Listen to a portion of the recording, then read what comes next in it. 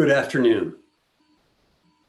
We are at a time of huge crisis. Probably the worst crisis in the history of human evolution.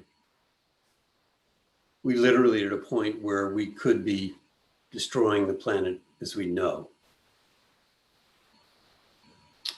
I'm happy to be here with you all, exploring how we might be able to accelerate change, how we might be able to move in a positive direction. It's clear that now we have COVID, we have social injustice, we have environmental destruction, and we don't have lots of time. So the outline for this afternoon is one, I'll talk a little bit about our firm's path to net zero and what we've been doing even beyond that. The main bulk of the presentation will be on money and carbon, obviously critical issues, and a methodology that we've evolved. We also realize that it's more than just a matter of money. It's about systemic change. It's about how do we turn the positive movement we're in a way that it generates wealth for all.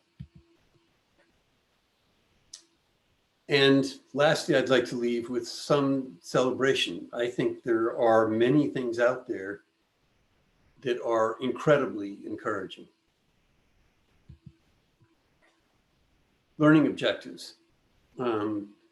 We'll learn an energy and financial assessment methodology for a least cost net zero energy success that we've developed. We will design for a thriving planet with carbon drawdown.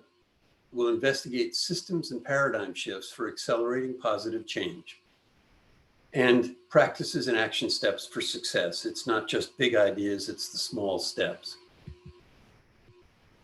So a little bit about our path to net zero. Machu Picchu, 1973. A couple of friends came over to where I lived and said, hey, we're riding motorcycles down to Machu Picchu. And I said, gee, that sounds great. I'm on board. So shortly thereafter, we were all on our bikes until we got to Panama and discovered that there was no road from Panama to Colombia. We still got there anyways. As you walk the Inca Trail and first get a glimpse of Machu Picchu, this is what you see. You're standing in the lower right-hand corner, overlooking what is just an unbelievably beautiful landscape. First, there's towering mountains all around with misty clouds. Down below, there's the river Urubamba, which goes around this sort of point of land. And from the river Urubamba all the way up to the part you see in the middle, it was terraced. Some of the terraces are like 2 and 3 feet wide with a 6 or 7 foot wall, growing food all the way from the river Urubamba up to the heart and center of Machu Picchu, which is the little green field sort of in the middle of the screen. That is clearly a sacred space, and it has sacred buildings, it has administrative buildings, it has residential buildings, it has stonework with stones with 32 sides on it that you can't stick a knife blade in, and it's gone through earthquakes. It is just every step of walking is incredible beauty. It didn't take me long to sort of think, is my suburban world that I've grown up in and mostly lived in, is that as good as this? Or the freeways and the shopping malls. And, for me, it was just dumbfounding that it could be this beautiful. And I realized no fossil fuels. They did this all with renewable energy. It made me think, what could we be doing to bring renewables back in such a way that the planet would be renewably powered again? Not obviously in the same way, but in a modern way. That's been the passion, purpose, and mission of my life and of our firm as well. Vermont. In architecture school, I left after a semester of 3.5 years with two friends. We decided we'd build our utopia in Vermont, which would be renewably powered. We had minimal skills, minimal money, but a lot of energy. So this is what currently would be called co-housing. Basically a community building with very small, like 750 to 1,000 square foot apartments that go around a central courtyard. Trusses 100 feet long and 40 feet tall that you just built your own place inside of. Then, of course, Jimmy Carter left and Ronald Reagan came. All of a sudden, solar was literally dead. And we turned our efforts to affordable housing and working on making affordable housing that was energy conserving and had good indoor air quality. And this is back in the 80s.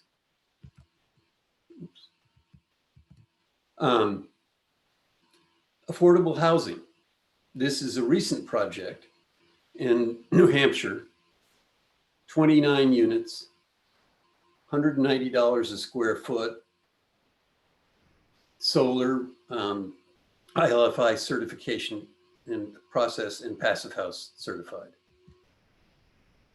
Later, or in the early 2000s, we worked with Seventh Generation on their corporate headquarters. Seventh Generation, with their focus on healthy materials, took that to everything we did in the building, wiring to flooring to every piece that went in there went through research by them and by our firm. Healthy buildings are critical. LEED, Platinum Net Zero certified, coastal Maine botanical gardens. Connection to nature is obviously critical. We need to reinvent how we connect to our world and to the outside and to nature. This is at UVM, a renovation and addition project. We worked with John Todd, who was one of the leading people in terms of taking waste and reusing human waste. This is part of the treatment system, but also a sunroom and a wonderful, warm and sunny place that students hang out in. LEED Platinum. This is a 75,000 square foot office and manufacturing facility designed in around 2004. People from all over the world have come to this building, particularly at the beginning when there were a lot of net zero houses, but everybody said, well, you can't do big buildings. This is carbon neutral. And people were desperate for seeing examples of how we could succeed on the planet. And since then, in addition to doing buildings, we wrote a book, The New Net Zero. We wanted to share the knowledge that we'd gained in order to accelerate how the planet moves forward. So next we'll go into the sort of money portion of it. Putney, Vermont Fieldhouse. I went to an interview and they had told us that they would not spend a penny more than $3 million and they wanted the best environmental field house in the country for a private school. So we said, you know, you can't build the best environmental school for $3 million. What you can do is we can design the building at 3 different or more different levels, and you can choose, as we do financial analysis, as to what fits for you. We can look at it over 20 years, not just the first down payment. And so on the left, you see bar charts of all the different options we looked at. The gold is the capital cost and the green is operating and energy.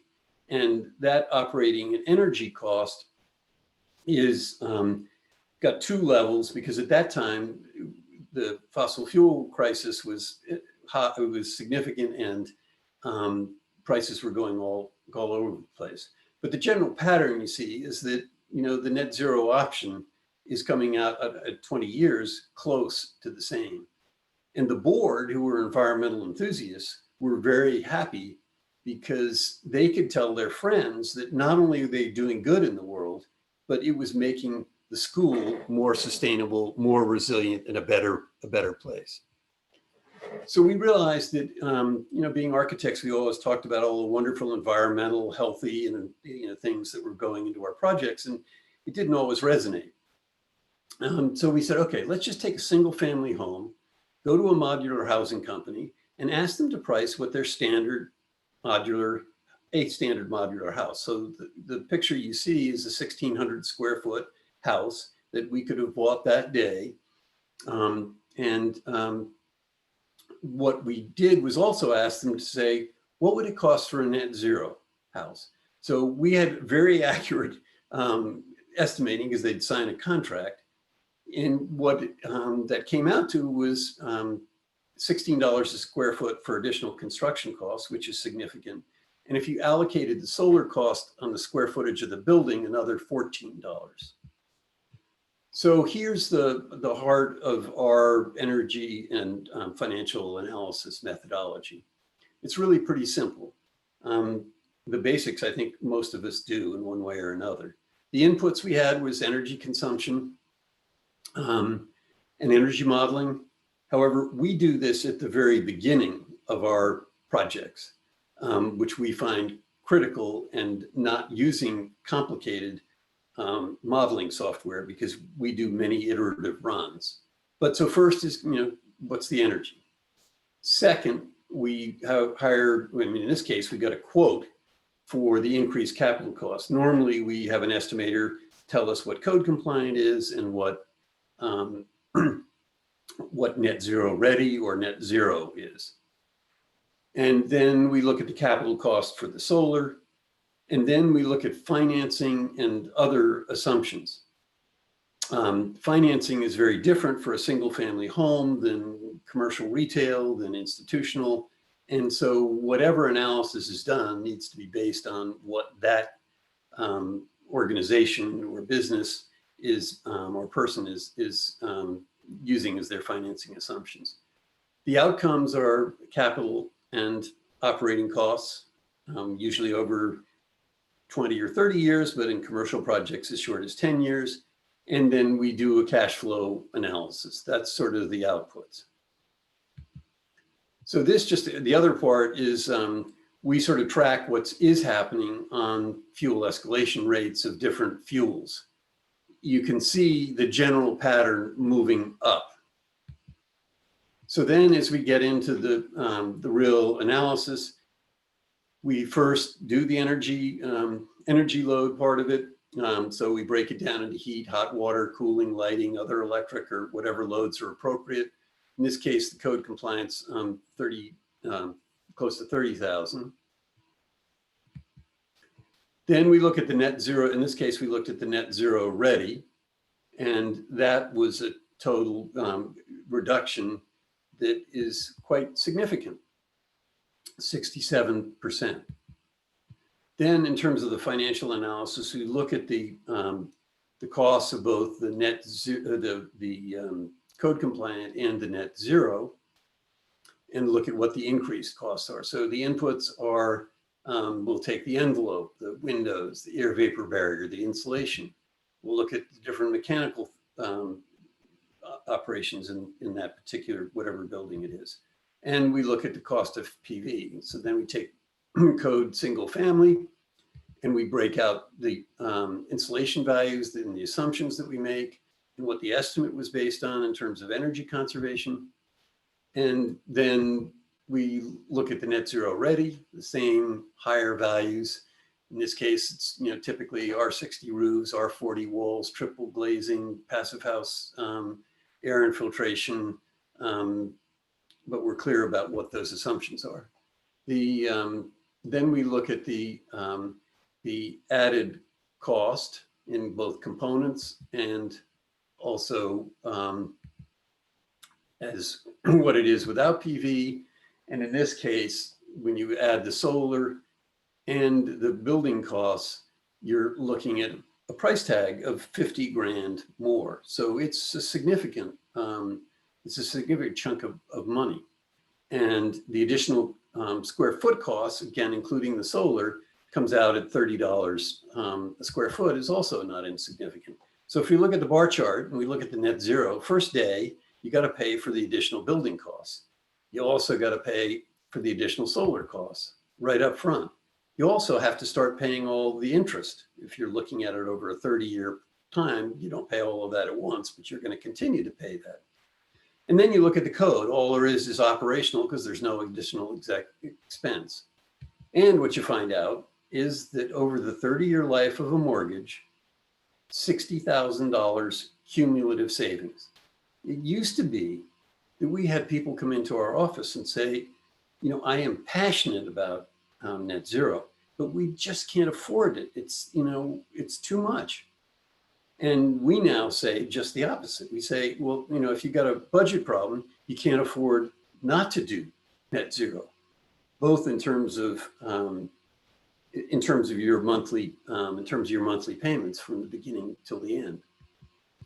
And if you get tax credits or other, you know, state and federal programs, which vary every day, that can increase the amount. This is looking at it on a cash flow basis. So on the bottom is net zero, and that's the cumulative cost for the net zero option over 30 years, and the code on the top. So in between is the cumulative savings of going to net zero. Again, 60 grand every day from the first day, less money going out. And after you've paid off the mortgage, there's still some life in the PV, and there's certainly life in the building. So is this just for middle class people? You know, how can this help people who are on a more limited income? This is a project by Maclay Architects and by Efficiency Vermont. And what you see here is, you know, it's not quite as positive, but in 8 years, it breaks even. And after that, it's, you know, cash flow positive. So even in affordable housing, it's really where you want to go. And particularly where it's larger affordable housing and multifamily housing is a particularly appropriate place to be doing net zero projects. In the upper right, you look at, and in this case, the 20-year savings to the nonprofit is $600,000. That's money that can go towards doing more projects, lowering rents. It can go to the benefit of society and the nonprofit housing and the individual people living there. Fortunately, just recently we heard that this got the FIAS 2020 Source Zero Award from Passive House. So that's something we're also incredibly proud of. So let's take another building type, 65,000 square feet, office and renovation, renovation and new additions. And this project, the state, you know, they're concerned about energy, but they are on very limited budgets. And there was nothing in our program or instructions to be looking at a net zero ready or net zero option. We said, okay, why don't we just, you know, do this energy analysis for you and show you what the difference might be. And as it turns out, the code compliant and going from code compliant to net zero ready is $1 million savings over the time of the bond vote. That means every taxpayer in Vermont is getting slightly less taxes as a result of the state's investment in that. And then for the state office building, it's $1 million over 20 years, cash flow positive the first day, additional savings after that. But again, this is helping everybody, not just doing a good thing. Lincoln, Massachusetts. They had an old building built from the 50s to the 90s with examples of all the wrong ways to build from an energy conservation perspective. we worked with a local or Boston architecture firm as a consultant on the net zero at the very beginning of the project. Lincoln's an interesting town. There are a lot of very wealthy people and environmentally focused people. And still there's the people who are more concerned about the budget and have less resources. And normally you sort of get a fight between the two of them. In this case, the fight was sort of different. There were the people concerned about budget, and they were just as concerned about budget as any other town. And there were the environmentalists who wanted a net zero building. And if it wasn't net zero, they were going to vote against it, which they had done previously, defeating school projects. So that's when the school and the architect came to us and said, could you help us, look at this and see what that means? And we said, sure. So what we found was actually a pretty big challenge for us. It turns out that in Lincoln, Mass, the electric rates are quite high. Electricity is what powers the heat pumps. And natural gas is practically free. So that means that the picture is not going to look so good. So here you see 3 bars, code plus, and net zero ready. Normally we would see code as the high, and then it goes down to net zero ready. But because it's electric and electricity is cheap, all of the heating and air conditioning is electric, it actually is not the best investment, and it won't lower taxes. We then said, before that, we hadn't really been doing much looking at solar because all the solar deals were changing every day. We said, okay, here we know that Massachusetts is one of the best, has the most incentives for solar of any state in the country. So when we put that in there, then all of a sudden, it definitely becomes cash flow positive. And cash flow positive again means that the taxpayers reduce their taxes, which means that the net zero advocates are happy and the budget people are mostly happy. They're still nervous, but it passed by the bond vote by 70%, which is really significant after being voted down twice. So we said, net zero, yeah, we got from single family to, to bigger buildings, but that's a building. What the heck? We need to be doing cities and states, and we need to be doing neighborhoods. So NRG Systems is sort of the light gray 2 boxes in the middle of the drawings. And they said, well, we've actually got 50 acres and we would like to do a mixed use project and develop a master plan for more office and manufacturing, which there's definitely a need of, but also for affordable housing, multifamily housing, some small retail, and multifamily, single family duplexes and quadplexes for housing, and creating a mixed use neighborhood where not necessarily everybody who works at NRG is going to live right on the land, but it makes bike riding and other things more possible. So we actually got a grant from Efficiency Vermont at the state to say, would this project be cash flow positive if a single developer developed it? Obviously not what was going to happen, but it was just to look and say, can you do a project like this? The graphs that you see in this one are actually the residential graphs, which show a very clear projection from of reduced capital and operating costs for going from code to net zero ready and all the way down to net zero. So a project of that scale, it actually would make economic sense to do that. What this doesn't show is the other graph, which is commercial, which is not quite as good. But even in its worst case, it was flat between the 3, meaning that you could do a net zero project and it wouldn't cost more.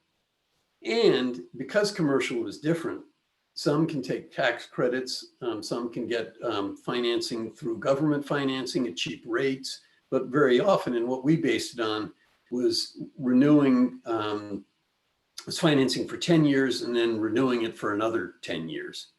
And that got it at flat. So basically, it's showing this can be done at another scale. Architecture 2030 obviously has done a lot looking at carbon impacts. And I think most of you are familiar with seeing that buildings are about 40%. This breaks down the operations and energy part of 28% and the building materials and construction of 11%. And I think, as all of you know, the problem here is that the building materials and construction are going to have to be, they have carbon impacts the day that you build it. And the operational part comes later.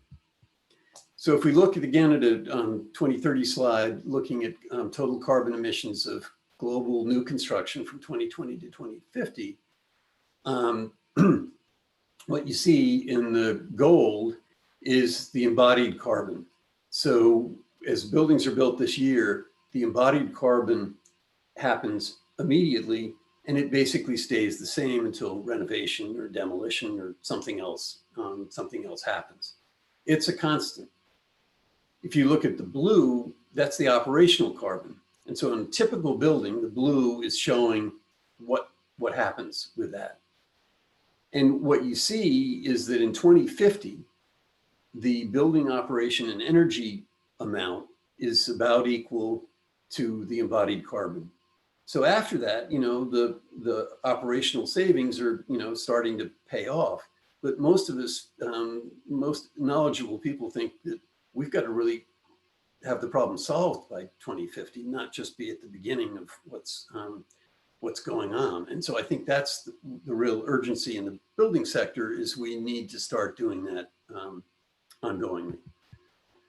So in our own office, we've over the years done a bunch of series of house plans that we've sold.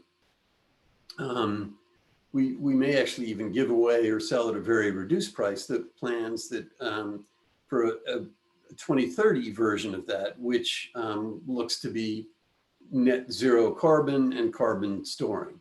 So in terms of the house is 2,500 square feet, it's got 3 bedrooms. In terms of carbon analysis, we use Tally software, the cradle to gate, look at global warming, and we wanted to use widely available products because we wanted this to be cost competitive also and cash flow positive. So what does that really mean? For a long time in our Vermont Healthy Homes, it's been R60 ceilings, R40 walls, as I'd mentioned, R20 below grade concrete. We can use up to 50% in terms of that. This doesn't have the air infiltration, but it basically is passive house standard, and we do blower door testing on all of our projects. So that's the sort of standards of the Vermont Healthy Home 2030. If we compare that with a code compliant, it's for at least Vermont, it's R38 fiberglass roof, R30 walls with fiberglass and polyiso, XPS in subslabs and foundations, and the concrete less fly ash. But those were the basic assumptions. So now when we look at it, the cumulative operational carbon for a code compliant, you can see that it goes up at the highest rate and therefore is the worst environmental impact. You look at the green below that, that's the net zero ready, and it's about halfway below. And then obviously the net zero in terms of the operational energy clearly is at zero or slightly positive. So what do we do if we overlay the operational and the embodied? So in the background faint, you sort of see the operational. In the brighter dashed colors, you see the code carbon impact, which is obviously, it's a carbon negative impact. And then you see the blue dot, and the green sort of lost in the middle, but the blue dots are down at below zero. So that's where we need to be heading. As we looked at the materials that were in the project in the Vermont Healthy Home and looking at the carbon impact, when you look at this graph, the vertical scale is carbon emitting, sort of bad in simple terms. And the lower side of the line is carbon storing, and the horizontal line that sort of goes through the middle is neutral. So we first look at the code on the left. What we see is the insulation is really not helping. That's because most of it is fossil fuel based, including XPS. Interesting comparing the two, the concrete is not that different, and becomes the sort of major piece of carbon emitting materials in the 2030 home. Wood, both buildings are built out of wood and maximizing wood, so that actually basically stays the same. When you go over to the 2030 house, there's some insulation that still is retained that's carbon emitting, and some insulation that's carbon storing, like cellulose. So when you look at the sort of bottom line of these two, what you see is that the code compliant building is a carbon emitting building. The carbon storing building is actually, the 2030 is actually carbon storing. So it was a concrete example of how that building can start to do that. And if we get it out in a larger marketplace, that will obviously help. So I think all of us are aware that energy savings are really the tip of the iceberg. They're the ones that are easiest, still complicated, but still the easiest to identify. But all of us are aware that if you look at it over 30 years, the design costs are nothing. So paying for additional design services actually would be pretty prudent. Energy costs are only 5%. Construction costs are only 1.5%. The main, what mainly is there is salaries, health benefits, and those are being demonstrated that they are being reduced with high-performing, healthy buildings. It's now well documented that students achieve higher test scores by significant numbers. They learn faster by even more significant numbers. Office workers are 18% more productive. Mental function and memory for everybody doing whatever they're doing is 10 to 25% better.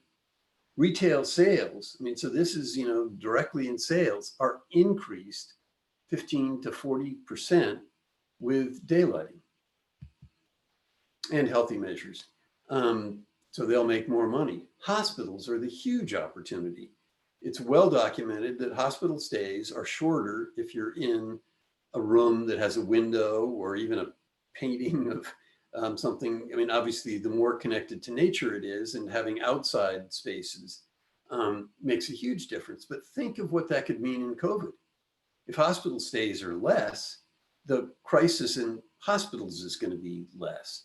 Hospital care is going to go down. That's going to help the consumer, and federal spending on health can go down. That's pretty significant. So, we've looked at all of those sort of scales and, said, well, really what we need to do is the whole planet. It's great to do these small pieces, but that's really not the issue. If we looked at the fossil fuel impact costs that we're all paying in pollution, health costs, flooding, species extinction, drought, hurricanes, war, famine, insurance rates. And, I think if we then compared that on a cash flow basis with what net zero implementation costs would be, net zero buildings, transportation, infrastructure, agriculture, settlement, ecosystem restoration, and obviously a lot more, we discovered that it's cash flow positive at a global, and people are actually starting to do those numbers today. So that's sort of the basics of finance. What we've discovered is that although we've come up with a financial modeling system, and I'm sure others have similar ones, that's still not getting every project that we'd like to have be net zero or as positive as we'd like. It still doesn't tip the corner for everybody. So how do we do something that really makes it? And how can we reinforce this? So this is a quote that I think is very relevant always. And Einstein saying, we cannot solve our problems with the same thinking we used when we created them. So we're going from a fossil fuel world to a renewable world. And if we're doing things in the way we did it for fossil fuel planet, it's not going to work in renewables. The change is much greater than just one widget for another.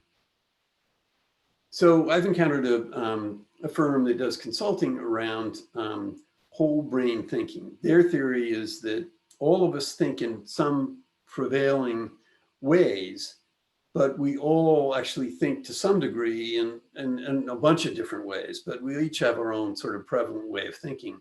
And if we're going to talk to people, we probably want to talk to them at what they care most about. So what is the human brain? Somewhat oversimplified. Obviously, one of the amazing things of a human brain, the most evolved brain, is its ability to use logic, to analyze, to use reason.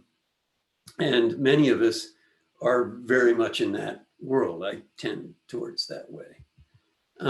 Another part, and certainly I'm sure most of the people on this conversation are, on the creative side. How do we solve global problems? How do we solve health problems? How do we solve pollution problems? And, that's what allows for evolution on the planet, obviously. But you go to a car salesman and they'll always tell you, well, people don't ever buy it for logical reasons and what the, fuel gas is.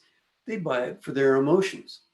It's really their mammalian brain, which is really connected to other people, to what our initial gut reaction is. And they will say that after that, then you go to the logic. Sometimes it's to back it up, where I think in a more healthy way, there's sort of a dialogue between those two. And I think, as most of us know, underneath that is the reptilian brain, which is totally about survival. It doesn't care about, the reptiles don't particularly have emotions about mothering their children like animals and birds and we do. And that part is probably the most hidden from us. It shows up, but not all the time are we aware of it. And, the world is changing. The reptilian brain was based on survival. Well, now for many people who are fortunate, money is survival. If you have enough money, you can survive. If you don't, you're going to not have a very good life.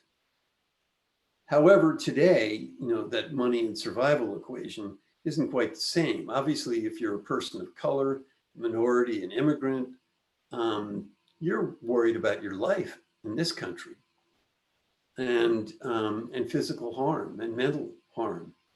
And that's true for most of the people on the entire planet, actually, are still living, that their survival is really a big question. So why haven't we changed already?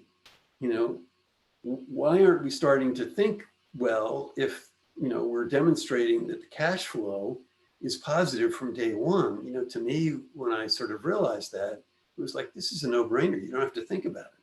Well, after, doing a similar presentation, it doesn't always work. And many of us are still caught up in the payback. Like a 10-year payback is not so good. But if it's positive cash flow from day one, who cares that it's a 10-year payback? It could be a 20-year payback. If it's cash flow positive, it totally changes the game. But we're not used to thinking that way. And changing thinking is the hardest thing you can do. So when we look at this sort of whole brain thinking, when we look at doing projects and inventing something new in the world, we've got owners, we've got developers, we've got the users, we've got, the design team, but we got bankers, we got government, we got neighbors, we got all kinds of people. And in terms of whole brain thinking, all of them think in all different parts of all the whole brain thinking. So one of the things we found is that when we're speaking to different stakeholders, we need to focus our conversation on their concerns, not starting off with sort of environmental zealotry, or not necessarily starting off with the financial, but asking them questions, finding out what their concerns are first. And what does this mean at a larger scale? This really is about systems change. It's about changing everything. When we look at a fossil fuel planet, we're fully aware of the fossil fuels. We're aware of and increasingly aware of the inequity and injustice. We're aware of the ecosystem destruction, and we're realizing the world is disintegrating. It's becoming a less good place for life. And when we look at a renewable energy ecosystem-based system, basically, we can transform and improve ecosystems. We can make a more equitable and just world. We can use renewable energy, and that can lead to positive evolution, not negative evolution. So from National Geographic, I thought this image was really compelling. It basically looks at the planet divided in two, and it says there's a 50% we're trashing the planet and it's over and done with, and there's a 50% chance that, or there's two realities that can emerge. And I would like to think that we can follow the path of one to a positive future and not the negative future. So, if we took, whenever we took, or if we took physics ever, the second law of thermodynamics is entropy. Everything goes from order to disorder. And so, things are in order at the beginning and are going towards disorder, which is what the universe is ultimately doing. But if we look at biology in a biological perspective, actually what we see is moving from the beginning of the universe to where we are today. And throughout that time, there have been setbacks and extinctions and whatever, but it's gone from a world that's simpler and less connected to a world that's more connected and is more like an ecosystem. So, how do we look at that and help learn lessons for the future? There's really an amazing TED talk by a person, Storm Cunningham, that is in 2010. And he is really, for that time, has insights that I thought were incredibly valuable today. So on the vertical axis, basically he looks at wealth and wealth generation going from less to more. And on the horizontal axis is the availability of resources are more, like at the beginning of human, and this is the de-wealth process has been since humans have been on the planet. So at the beginning, there was not a whole lot of wealth, but there was an incredible availability of resources. People just didn't know how to use them. Over time, the resources have gone down, particularly in the last century. Astronomically, they've gone down. And the wealth has gone up, but it's mostly gone to a very small part of our population. So here, I think there's two possibilities for the future that we all can work towards. One, where we are today is with the phenomena that we've been talking about that are obviously not good. But we have the choice, to continue on that path and look at the National Geographic disintegration world, where it's one that we go depleting whatever resources we have, and nobody's going to have wealth, or wealth is going to be significantly reduced. Or the other option is re-wealth that's shared by all, and which in fact generates more availability of resources by systems and ecological thinking, and also develops more wealth that hopefully can be divided much more equally than it ever, or than it has in general. So, I come away every day that we do something, we have a choice. We all have breakdowns and problems that surface all the time. we actually always have the choice of taking that as a beginning to evolve, to beginning to move in a positive place, or to move towards disintegration. And we each in our individual lives can take that action one way or the other.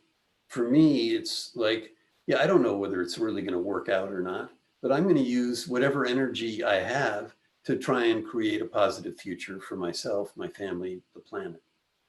And that I think is key.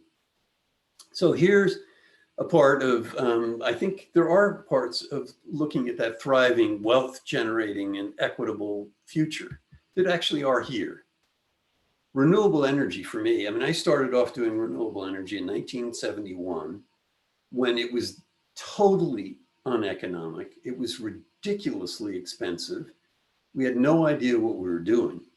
And, you know, today to be generating buildings, not that long after that, that really can be positive buildings and can be renewably based is incredible. More incredible is, you know, the utilities aren't building coal plants, they aren't building oil plants, they aren't building natural gas plants. They're building renewable energy, huge renewable energy. At the same time, they're, you know, have been fighting individuals and corporations and other people other than the utilities from doing the projects themselves. They want to control the money on that. But the money is where they're putting their money is where the world is already headed. We're already on the way. In terms of buildings, you know, positive energy buildings are more than here today. Carbon storing buildings are more than on their starting path, but positive generating buildings, I mean, it's a standard practice these days. You know, The Restoration Economy is the book by Storm Cunningham. I think the TED Talk is actually better than the book. And the part that for me has given me the most optimism recently was seeing a film, Kiss the Ground, and that's available on Netflix. And yes, it's about regenerative agriculture, but really it's about profitable regenerative, wealth gaining regenerative agriculture. You know, what we've seen is the regenerative agriculture often is expensive. It's available for wealthy people and not for others. And it's not scaled to a point where it's really economically the best. In the film, they go through all the terrible things, but then they turn to a farmer who, I don't know, 10 years ago, basically was told to shut down his large, you know, 1,000-acre or more farm by everybody. He decided no, he was actually, and this was just a regular, you know, Midwestern farmer. And he said, no, I'm going to be doing regenerative agriculture, worked actually with the Soil Conservation Service. And, you know, so he's got what everybody says, but at a commercial scale. He's got, you know, cows pooping and pigs pooping and lambs pooping. He takes that and, you know, puts it into the cornfields and into, you know, grazing land. He's got trees and tree crops that, you know, that are growing. It's a mixed regenerative agriculture and it's making money. That's what we all need to be looking for. And that's where we all need to be taking action as quickly as possible. And we're a lot farther along than most of us think, in my opinion. Thank you very much. A plug for our book, which both looks at the big vision and also actually has like construction documents and detailed drawings and specifications around net zero buildings, both envelope, but mechanical systems, communities, building at a bigger scale, the things that I'm talking about. Thank you very much, and I'd welcome any questions or conversation or dialogue.